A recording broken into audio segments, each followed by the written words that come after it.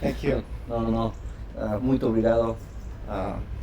It's really nice for me to see you here in Holland. After we met so many years ago, 2014. 2014, yes, Yeah. first time in Texas, I believe, Yeah, right? Texas, When we yeah. were at the BI. So yeah, we're talking about Panama. You were in Panama, right?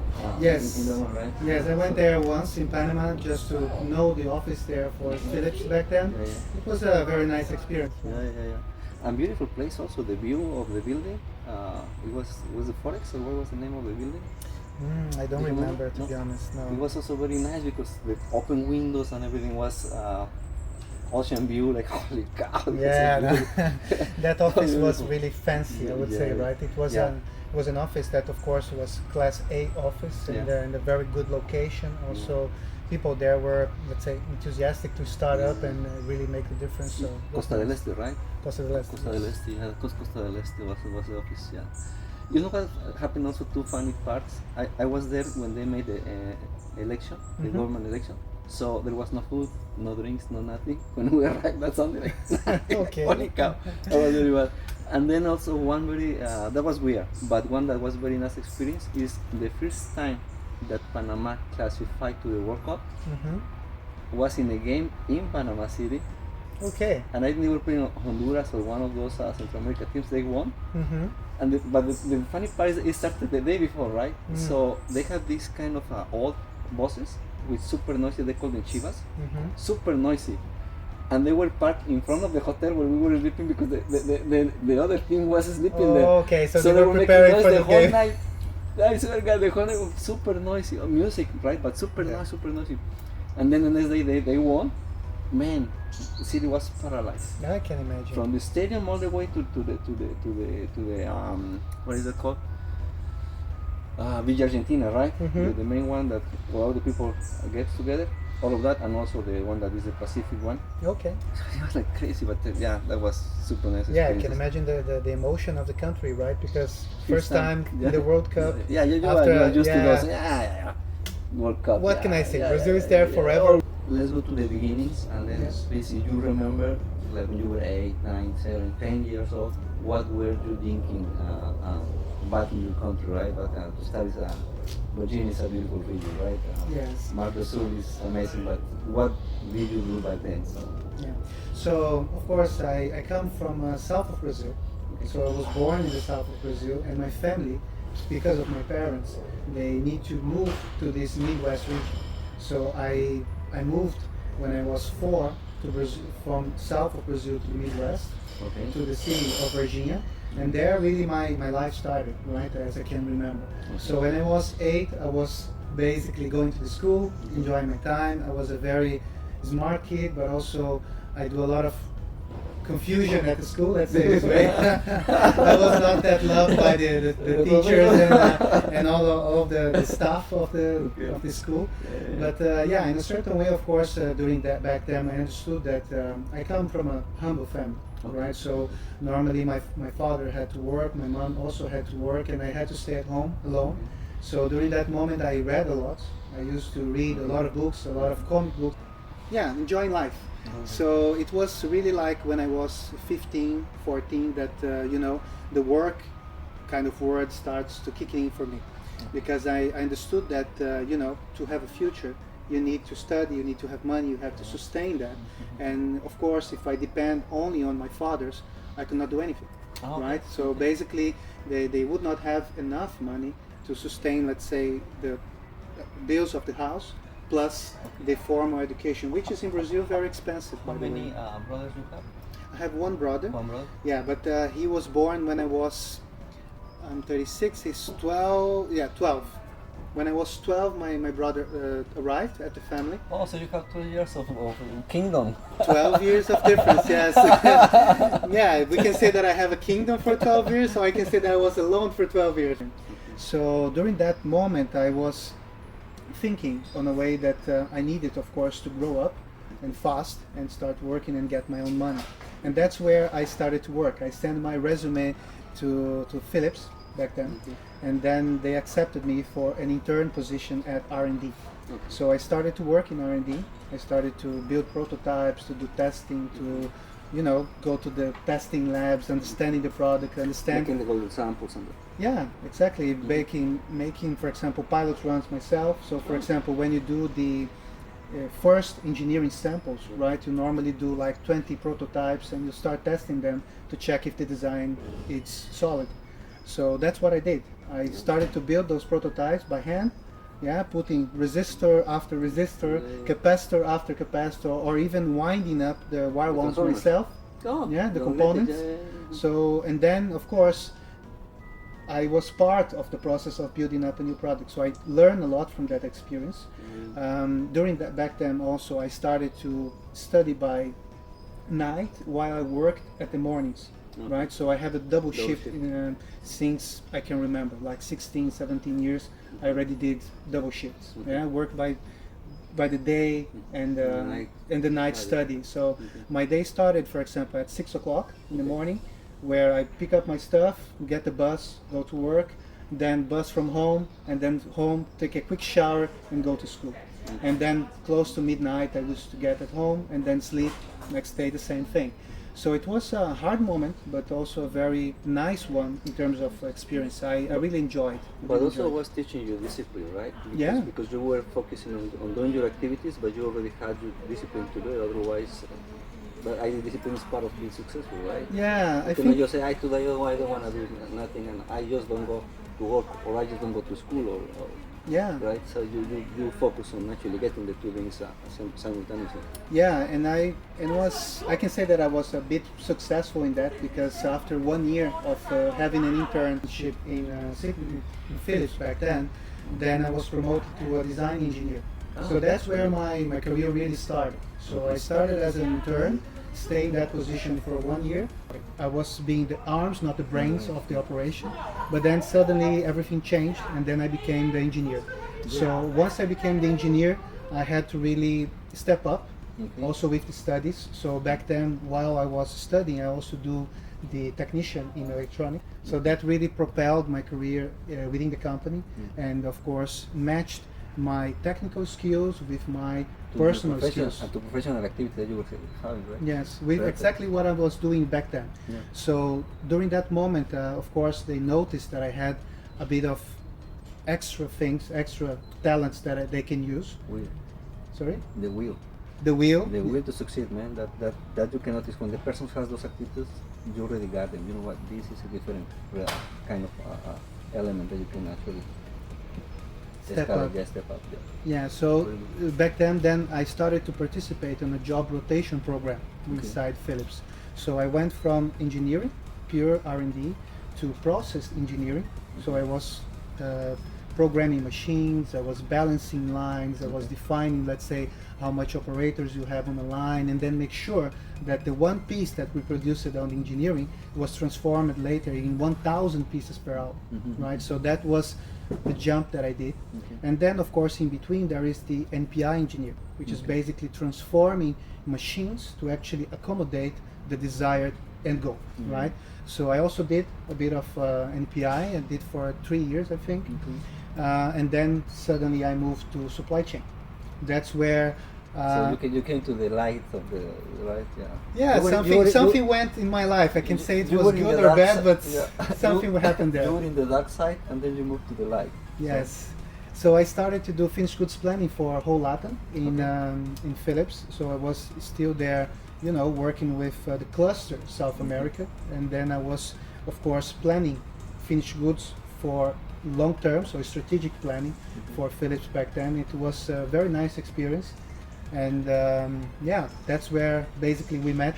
Where during the BICs I did a project there, which was to transfer a product from China to production in Brazil. So that was a very important one as well, because as you know, the production in China is quite cheap. Back then it was really cheap. It was like 50% of the cost that we had in Brazil, but we still, after all of these re-engineerings or even cutting off some features that we don't need at that market, we could meet and surpass and excel in terms of cost. So we brought the product back to Virginia. But that was not only one-time event. That was because I was part of the decision core team when they were saying, you know what, we need to maintain Virginia at least at break even. but it was a continuous exercise. It was not only 1 year. It was like at least, if I remember, 4 or 5 years on the road that we were having new to find new models to run more volume and then get the plant at least. At a sustainable level. Yeah, of course, the operations, let's say in Brazil, as not only for Philips but for all companies, it depends on volume. But again, I skip a bit. No. It's great because again, I think we're coming in sequence. You talk about your school and the specializations that you were taking there, and now you are talking about what else you did in the plant, and that was a very nice effort because again, I remember while we were deciding, hey, we need to keep the plant running, it had actually 2 strategic points. The main one is that if we did not have manufacturing operations in Brazil, the regulations for taxes and for everything was going to be like penalizing everything that we were importing into Brazil. So that was one of the main reasons that we said we need to keep the plant running. And the second is that this happened during the downtime of the economic turnover that was here in the US. And we were expecting at some point Brazil market had to come up stronger because during those years Brazil is almost 3 times the population of Mexico. Yes. And we were selling the same money. And the only reason that it was happening is because Brazil was not selling many units because they were on this restriction of the economic crisis. So we were expecting, hey, this has to pump up, and once it pumps up, we better have operation in Brazil. So those were the 2 main reasons to keep and also Brazil market is a very cyclical market. So basically from 4 to 4 years you have the elections, and that's a very important period where, of course, all the mayors want to revitalize or renew their streets and all of that. So lighting plays a very important part in the market and also in the elections, right? So today I still work with supply chain. I've been working in this department, let's say, in this market of supply chain for the last 10 years. It has been a great journey so far. I like what I do. It's sometimes stressful, as you can imagine, especially... I can only imagine. Yeah, I can only imagine. I never lived there. I think that is very stressful, very dynamic, but in a certain way it also brings the best out of you. Yeah, because to be in this kind of positions, you need to be a very mind-focused person. You have to have a very strong mindset related to perseverance, consistency, and also improvement, right? So every day you should bring an improvement to the table. Otherwise, you keep doing things that doesn't add too much value, but only adds workload, right? So you need to balance really well what is real workload, that you need to do, even though it's not adding too much value, let's say. But on the other hand, also bring things that will bring workload, but it will have a bigger benefit in the end of the day when the results are there. Yeah, totally. So that was a very good, let's say, concept and mindset developed for me, and I grew a lot over these days. You really got very nice advice for everybody who is watching this now, professionally, and thanks for that. Yeah. What would you say is your best experience professional and your best experience personal? Okay. And then what is, I will call it the no best experience personally and also the no best experience professionally. Okay. And at the end, maybe we close with talking about your experience actually to move out of Brazil, which is a beautiful country. Virginia is beautiful. Yes. Coming to Holland, which again is also a beautiful country, but it's a totally different weather. Yes, for sure. So I let you speak. Okay, yeah. Well, I think that let's start with the professional part, right? I think that the good thing, as I just mentioned, I feel that I grew a lot as a person over the process of understanding who I was, because I was also growing up, right? I had, for example, when I started in supply chain, I had 24 years old. So looking back, I'm 36 now, and looking back at that 12 years in the past, I said, yeah, maybe I know what I'm doing. Maybe I know some things, but I was really not prepared to face the dynamic kind of environment that supply chain brings to us. Yeah, so in the beginning, for sure, for me, it was a struggle to handle my emotions, and to handle all of that when I was 24, in the peak of my let's say teenager life or starting my adult life. It was good. It was good. That is the best part of it. The downside of that, of course, is the stress. That you have to deal with, some bad sleeping nights, some worry nights that you don't know what will happen next day, that you have like big challenges to overcome, and really make sure that you do your best, and sometimes even your best is not enough. So you have to really be strong, and mentality-wise you need to be stronger so you can endure all of those difficult times. But once you get a hold on that, it becomes not easy, but it becomes more manageable. Let's put it this way. So those were, let's say, the pros and cons, let's say, of my professional life. The personal life, I think that, as a man, it was great to get my first salary. I think it was really like a celebration for myself, that I could prove to myself that I could go out in the fields and still get my money, right? And still get paid for something that I like to do.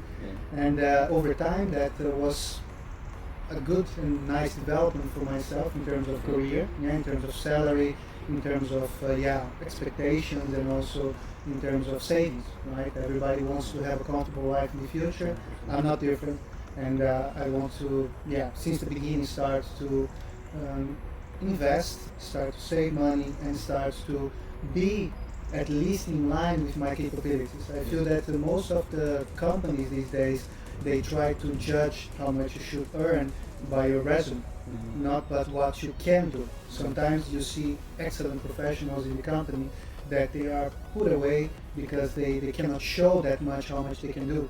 But if you put that guy to work, if you put him in the front line, he will for sure excel and he will amaze you every day.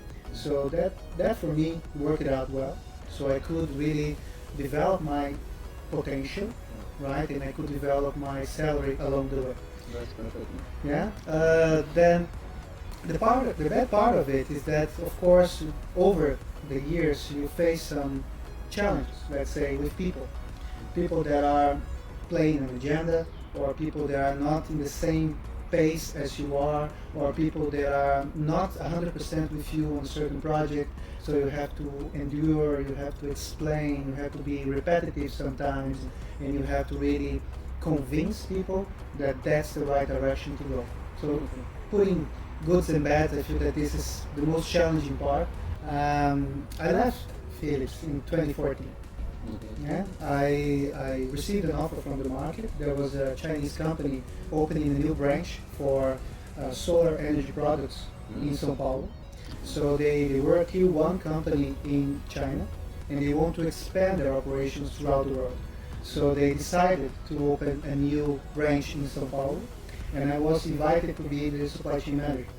Yeah, and it was a leap of faith, because I took the job, and they said, okay, now that you took the job, here's your computer. They delivered to me a laptop with 0 things inside. Not even Windows was installed, not even Excel, not even Paint was installed. So I had to really build up from scratch. So it was really a big leap of faith, because Philips had everything: process, people, knowledge, documents, standards, legal contracts, all of that. So it was really like a big leap of faith. Yeah. But I learned a lot. I learned it. So related to the experience, so this experience that I had, this supply chain experience there in São Paulo, was really good, because back then I grew up my personal knowledge of the entire process, because I had to do end-to-end supply chain. After that, I came back to Philips. That moment was called Signify, as a supply chain manager in Brazil, taking care of basically component planning and production planning at factory. So back then it was a great experience. November 2020 that I came to Netherlands, and for me it was a difficult decision, because of course I had a good life in Brazil. I could not complain, of course. I was financially stabilized. My wife had a good work there, so everything was in place. And then of course to change everything into a new country was a difficult decision. But the 2 things really helped me a lot. The first one was my wife, because of course she supported me a lot over the process. She really, just jumping together with me into this and said, let's go, let's try something new, let's really make a change, 180 change in our lives, let's see how that goes. So she was always supporting me, and that was very important for the process. And secondly, the company itself. So they also help me to get the correct documents, to file in the right process in the right time for the embassy, for the local authorities here in the Netherlands. They help me find a house here. So today I live in the city center of the city, which is really nice, place to be. And honestly, that facilitated a lot my decision. Working with new people, with new culture, in a new place, especially for my wife, it was difficult to speak the language, right? She didn't speak English that well when she came here, but she had, of course, to develop that. And because we normally joke, right? Because for me it was easy. I came here, and instead of going to the office in Brazil, I was going to the office in Netherlands. So quote unquote, same thing. But for her, it was a complete change. And especially family-wise, right? We miss the family, so we travel normally to Brazil one time a year, and this time in between is very complicated, especially emotionally, because you have to call maybe once a week and just see each other. You're not having that close feeling with the family anymore. So this is something difficult, but at the end of the day, it was a great experience. Coming back to the story of Netherlands, I think it was important decision to take, and it was a good one. So looking back now, I would not take any different decision. I am still happy to be here, still happy to be growing and learning still after 3 years in the position, even though it's quote unquote the same, right? Logistics is just a complicated plus and minus mathematics. It's everything is a different problem, but it's always problems, right? It's always the same. It's just like stock in, stock out, sales, intake plans, it's everywhere. It's once you start with that routine, then you start actually playing with those stuff to be less time in stock out and also less time to access. It's that balancing act to be in the middle is always a very interesting task to follow. I do play tennis, right, on a regular basis, so 4 times a week, at least 3 hours when I go there and play. Of course, this is important to keep your mental health on. Here you have a lot of options. In the Netherlands, you can affiliate yourself to any club and start playing the next morning after. And also Netherlands is a very diverse country, so they normally accept the diversity. I'm not sure if that data is correct, so spare me on that. But I read somewhere that the number of expats in the Netherlands reached already 60% of the total population. So 60% of the total country is an expat. Everybody here speaks English, so it's a really nice country if you speak the language and if you can communicate well what you need, what you want. What about your network with expats from Brazil? Did you start establishing in what moment, or how did you work? You went to the embassy, there is something in apps, or how did you get that connection? Because of course you got to Philips, you know somebody from Philips from before, maybe Latinos, etc. But what about the rest? Because you are not living with them with 24 hours, huh? I feel that it's a start with your friends at work. So you try to make connections at work and you start trying to connect, right? So that's how it started for me. But there are also options. For example, they call it here the expat center, where you can go there, register, and then join some events for expats. So they also instigate you to go to these collaborative events. So you, for example, you go to an event for Halloween. So Halloween, you can go there and you can join, for example, selling juices or serving people. You can be part of the community by helping, right? Nothing paid, but you can help, and that's where you start your connections. One thing, the downside of that is that normally Dutch people, they don't bond too much. So normally you see a group of Dutches and a group of expats. So that's something that could be better, but honestly, I don't feel that personally. I see this happening on the street. Now, what would be a not so good experience of coming here to Holland? Weather. The weather. I feel that if you compare the weather from Brazil to here, it's night and day. You don't even need to explain. Here is much colder, rainy, and also some days are elongated over the winter. So the winter here, for example, you can have days that goes up to sun outside that can go up to 9, 10 o'clock in the evening. So and it rises like 6 o'clock in the morning. So you have like a night of 6-7 hours roughly. Yeah, I'm not an expert in that, but I feel that really the time can be suspicious. So you need really to take care of your clock, otherwise you can lose your time. And what about the opposite? In the winter? Yeah. It's also long nights? No, it can be shorter. So for example, you can have it, yes, you're right. So you can have shorter days and longer nights. So it happens, I'm not sure the dates, but every day, starting from that moment, you have 4 minutes more as the time passes. So as you have 4 minutes more, the peak of this it's like 10:30 in the evening. Then you still have sun, and the shortest period is when you have a longer night. So you have, for example, 9 o'clock in the morning. You still have really dark outside. Because right now it's like 6 p.m. is already. Yes, 6 p.m. it's already getting dark. 8 a.m. is not there yet. Yeah. Indeed. That's what we see now. October, right? Yeah. So, well, October, November, but this is still. So that is the more down for moving from Brazil to here. Yeah, I think weather is one, and then secondly, of course, if you food, it's something that also Netherlands is well known for. They don't have a great food here, so they are more practical. So they go more for frozen food or even prepared food outside. They don't cook too much at home, and I think that's basically the major difference that I see, weather and food.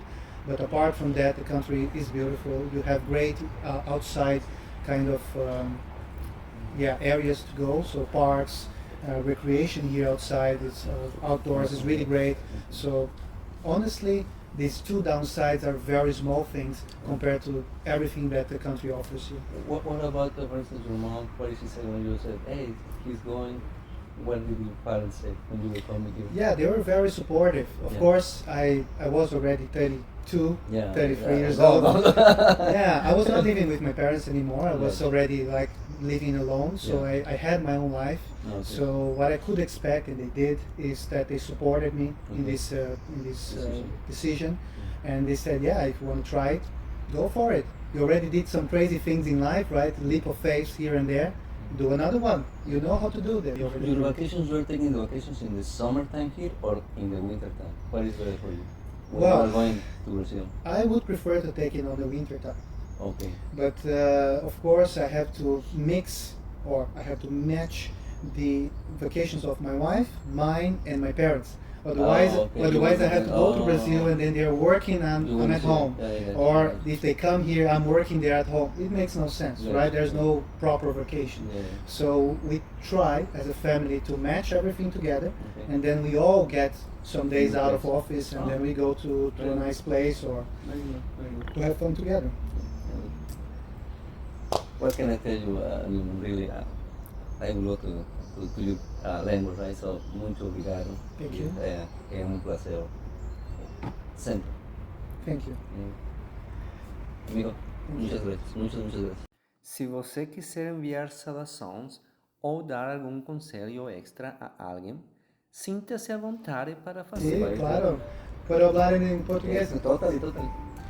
Então, eu gostaria de dizer para todo mundo que está me assistindo, né, muito obrigado por ter me dado esse suporte ao longo da minha vida, né, aos amigos, aos colegas de trabalho, à família, especialmente pai, mãe, esposa, né, que são pessoas muito importantes para mim.